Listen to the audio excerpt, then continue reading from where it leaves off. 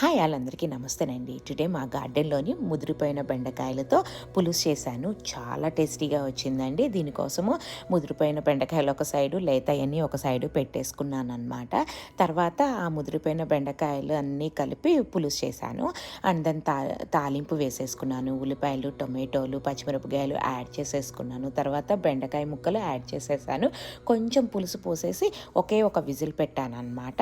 చాలా సాఫ్ట్‌గా బాగా వచ్చేసాయండి. కానీ 1, 2 మాత్రం బాగా ముదిరిపోయాయి. అవి మునక్కాయలాగా అనిపిచ్చింది. కానీ మిగతావన్నీ చాలా సాఫ్ట్‌గా బావున్నాయన్నమాట.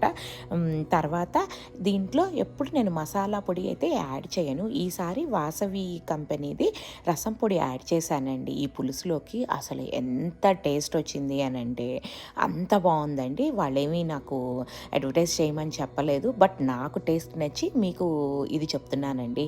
ఎంతో యమ్మీ బెండకాయ పులుసు రెడీ.